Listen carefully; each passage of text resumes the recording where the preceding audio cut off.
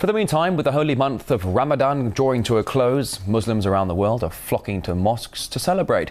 But in Palestine, that often means standing for hours at security checkpoints, only to be denied permission to pray, as RT's Paula Sleer reports. People here want to pray, but soldiers stand in their way.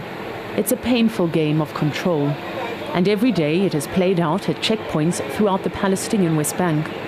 At this time of year, during the holy month of Ramadan, it's at its most brutal. They threat us like dogs. I've been here since 5:30 in the morning, and now it's 12:30. 7 hours I'm here and they won't let me cross. With a nod of the head or the wave of an arm, an Israeli soldier says who can pray and who cannot. It is a distressing scene for those who wait. Palestinian worshippers desperate to get to Jerusalem have been standing, pushing and shoving here for hours. Many have already been through several checkpoints. It is, of course, done in order to retain order. Order is very important. Control over the Palestinians is important because that's how you can take control over their lives. The Al-Aqsa Mosque is the third holiest place in Islam. On Fridays, the holy day, hundreds of thousands of worshippers from across the West Bank and East Jerusalem make their way here.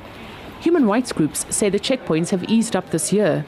But in the past, Israeli soldiers would ride on horseback into the crowds and use tear gas on fasting worshippers.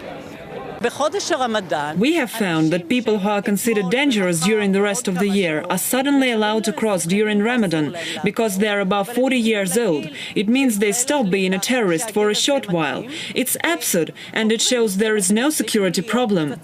But Israel says its checkpoints are here for just that. The army says it wants to avoid trouble by making sure men between the ages of 12 and 40 don't pass unless they have special permission that sometimes takes weeks to organize.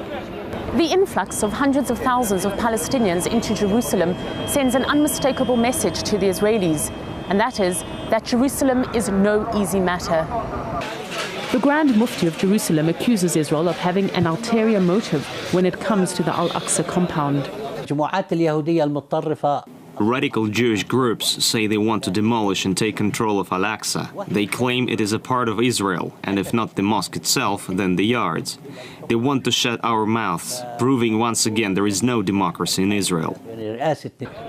For those who make it through the Israeli barriers, it's a small victory.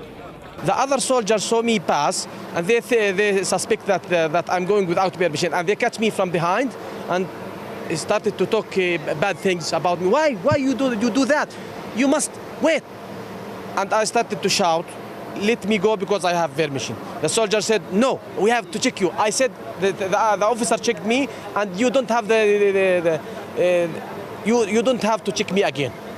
Those who don't make it through simply bow their heads in prayer and silent defiance. They know another degrading struggle lies ahead next week. Paula Sleer, RT, Jerusalem.